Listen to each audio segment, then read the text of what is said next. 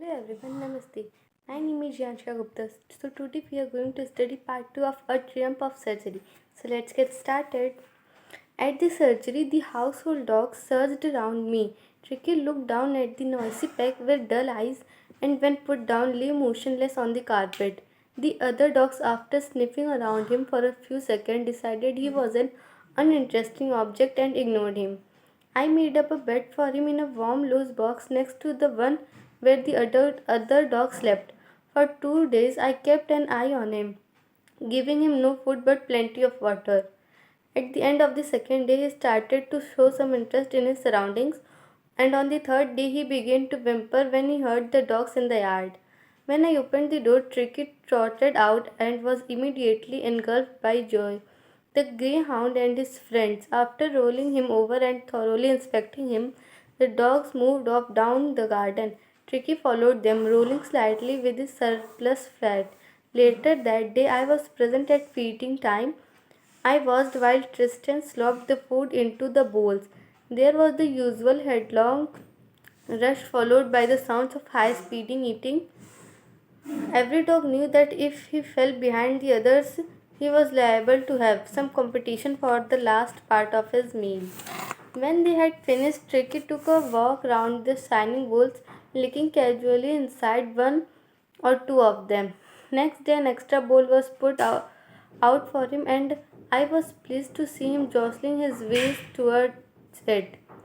From then on, his progress was rapid. He had no medicinal treatment of any kind, but all day he ran about with the dogs, joining in their friendly scrimmages. He discovered the joys of being bowled over, tramped on, and squeezed every few minutes. He became an accepted member of the gang, an unlikely, silky little object among the shaggy crew, fighting like a tiger for a share at mealtimes and hunting rats in the old hen house at night. He had never had such time in his life.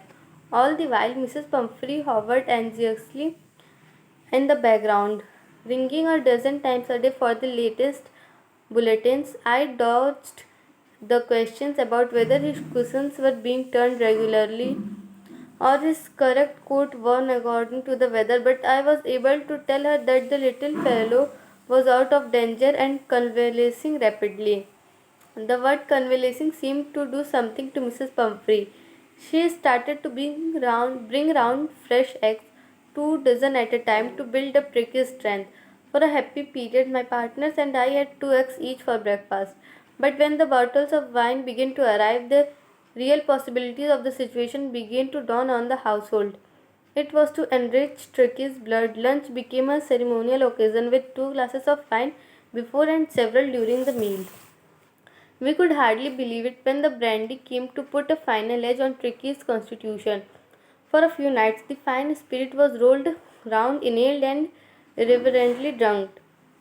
They were days of deep content, starting well with the extra egg in the morning, improved and sustained by the midday wine, and finishing luxurious round the fire with the brandy. It was a temptation to keep Tricky on as a permanent guest, but I knew Mrs. Pumphrey was suffering, and after a fortnight felt compelled to phone and tell her that the little dog had recovered and was awaiting collection. Within minutes, about 30 feet of gleaming black metal drew up outside the surgery. The chauffeur opened the door, and I could just make out the figure of Mrs. Pumphrey, almost lost in the interior. Her hands were tightly clasped in front of her. Her lips trembled. Oh, Mr. Harriot, do tell me the truth. Is he really better?